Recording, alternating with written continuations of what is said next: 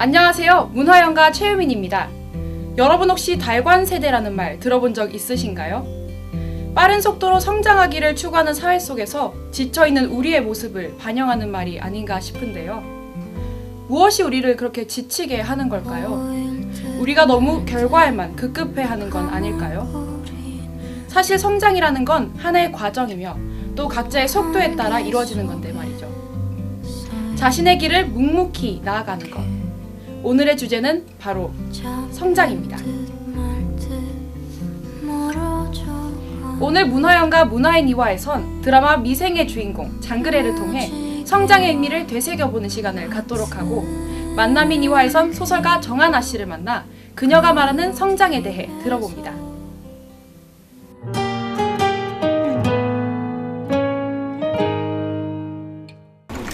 드라마 미생은 직장인들의 삶을 현실적으로 보여준 드라마인데요.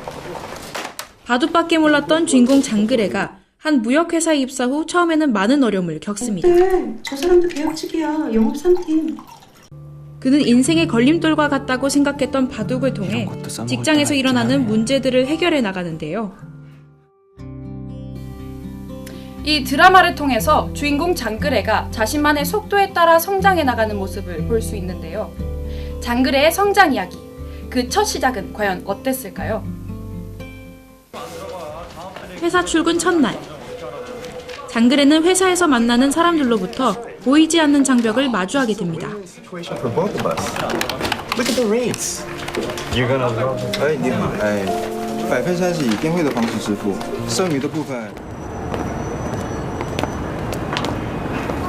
이름이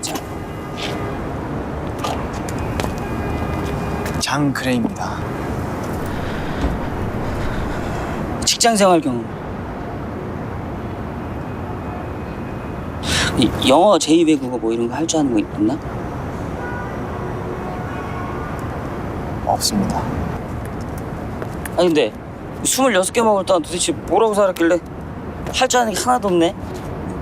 아주 그냥 요즘 보기 드문 청년이네. 내려가요.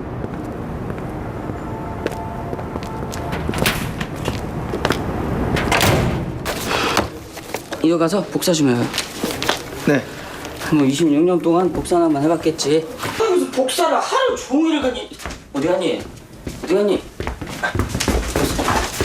아니 그걸 왜 다 들고 와요 그거를.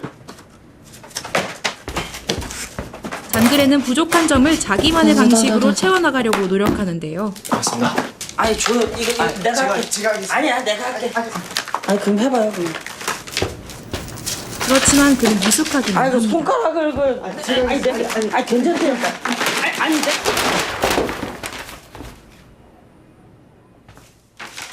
성장의 시작은 미숙할 수 있는 법이죠. 장그래는 어린 나이에 바둑을 시작해 바둑이 자신의 길이라고 여깁니다. 바둑에 자신의 26년을 바치죠. 하지만 그는 바둑 프로 입단에 실패하고 그는 자신 스스로를 실패자라고 열심히 하지 않았기 때문이라고 얘기합니다. 그래서 난 그냥 열심히 하지 않은 편이어야 한다. 열심히 안 한 것은 아니지만 이로 인해 장그래는 바둑을 해왔던 시간을 헛되이 여기고 이미 그는 늦었다고 생각을 하게 되는데요. 하지만 그 시간들이 정말 헛된 걸까요? 또 그는 정말 늦은 걸까요?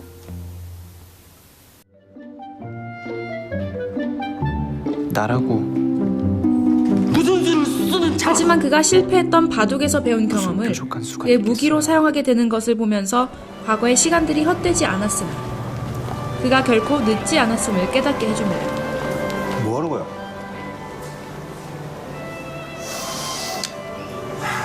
I'm sorry. I made you wait for so long. Oh, it's okay. I lost track of time thanks to Mr. Jang. Really? Oh, what's the name of that quiz? 바둑. Baduk. It was fun. 전들아. 네. 첫 번째 메리 크리스마스.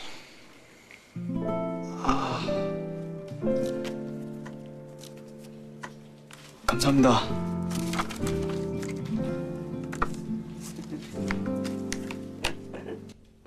그 그는 남들과 좁혀지지 않을 것 같았던 장벽도 스스로 허물게 되죠. 더할 나위가 없었다. Yes.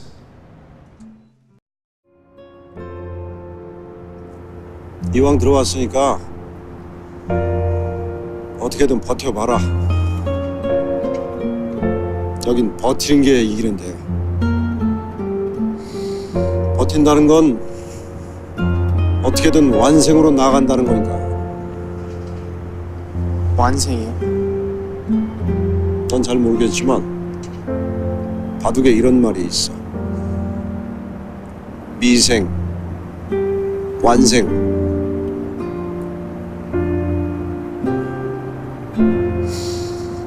우린 아직 다 미생이야.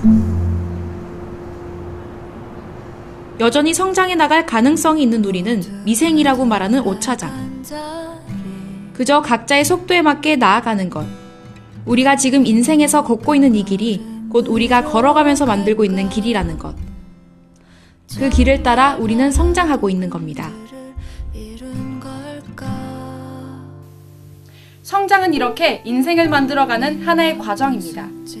물론 성장이라는 게 지금보다 더 나은 상태로 나아가기 위한 것이기도 하지만 무조건 앞으로 가는 것에만 초점을 둘 필요는 없지 않을까요? 각자의 길 위에서 때론 걷기도 하고 때론 잠시 멈추고 바라보기도 하면서 자신의 성장에 대해 너무 조급해하지 않았으면 합니다. 우리는 모두 하루하루 조금씩이라도 성장해 나가고 있으니까요.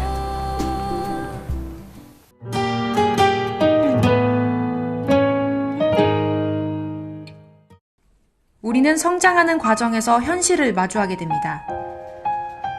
세상 속의 나를 객관적으로 바라보는 것도 성장 과정의 하나라고 할 수 있죠. 성장 이야기를 소설로 풀어낸 정하나 씨를 만나봅니다.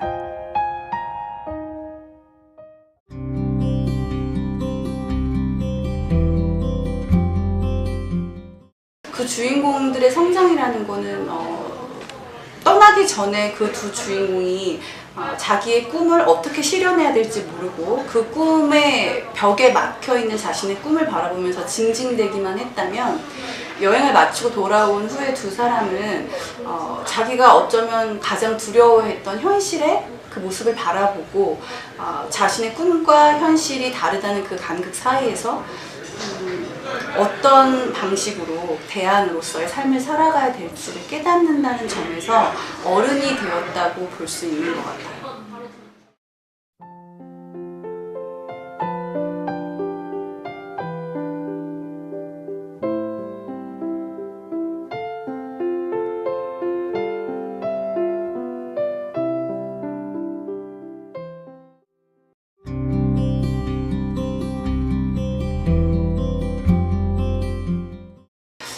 대학에서 강의를 하면서 정말 많이 느끼는 건 외적으로 봤을 때는 모범생이 됐는데 내적으로 봤을 때는 이 학생들이 정말 살아있는 체험을 하고 맨 얼굴로 삶을 마주하는 경험을 하고 있는가라는 질문이 들거든요. 그런데 대학생 시기는 사회에 진입하기 전에 우리가 갖는 일종의 유예의 시간이에요. 그러면 그 유예의 시간에 우리가 10대 때는 느끼지 못했던, 경험하지 못했던 것들을 실제로 경험하는 것이 정말로 중요하다고 생각해요. 그 실경험을 통해서 세계를 바라보고 해석할 줄 아는 능력을 키우지 않으면 내가 정말 원하는 게 뭔지 그리고 이 사회에서 어떻게 살아가야 될지에 대해서 생각을 하지 못하고 그 시기를 지나가게 되거든요.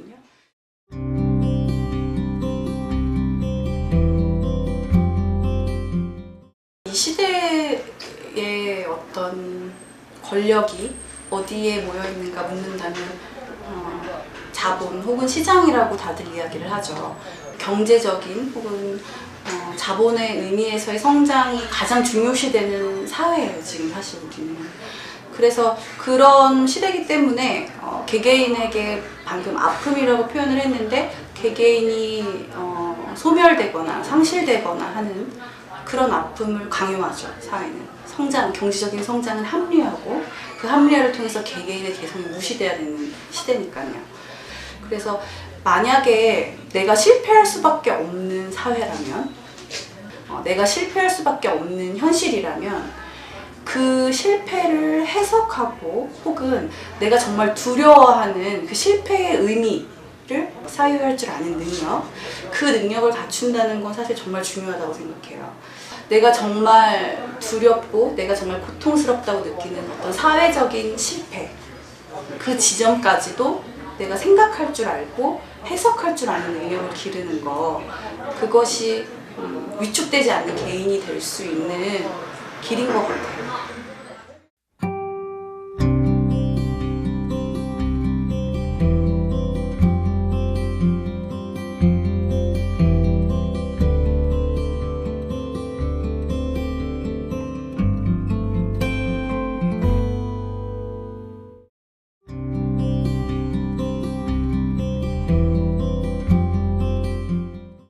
성장통이 있는 이유는 내 몸에 너무 익숙한 세계를 버리고 낯선 세계로 가는 그 과정이에요.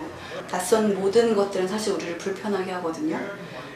그런데 그 성장통을 어떻게 완화시킬 수 있는가를 묻는다면 좀 더 무모해지는 수밖에 없을 것 같아요. 왜냐하면 우리가 고통스러운데 저게 고통스럽다고 생각하면서 두려움을 갖게 되면 결국 시도해보지도 못하고 끝나게 되거든요. 제일 어리석은 사람이 시도해보지도 않고 그냥 두려워서 포기해버리는 사람이라고 생각해요. 그러니까 성장통을 완화시키는 방법은 없을 것 같고, 눈을 감고 뛰어내리는 어떤 용기 같은 것들, 20대에 많이 가질 수 있는 어떤 무모함 같은 것들, 그런 것들이 성장통을 염려하지 않고 일단 성장으로 뛰어들게 하는 바탕이 되겠죠.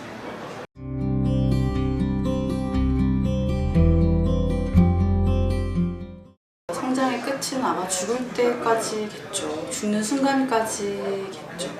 그리고 아마 죽는 순간에는 내가 무엇 때문에 이렇게 내가 원하는 대로 살아보지도 못하고 여기까지 왔을까, 그 생각을 하지 않을까요? 그러니까 어떤 면에서 성장이라는 거는 나에게 부여된 패러다임을 전복하는 것, 그래서 정말 내가 원하는 길을 찾아가는 것, 그것이 죽을 때까지 제가 이뤄야 될 성장인 것 같아요. 아무것도 하지 않으면 아무것도 변하지 않는다 라는 말이 있죠. 하지만 여러분은 지금 이 순간에도 무언가를 하고 있지 않나요? 눈에 띄는 변화에 집착하기보단 시간을 갖고 천천히 나아가다 보면 어느덧 훌쩍 성장해 있는 자신의 모습을 발견할 수 있을 겁니다. 문화연가는 다음 시간에 또 다른 주제로 찾아뵙겠습니다. 무심히 중얼대던 너의 음성 지구는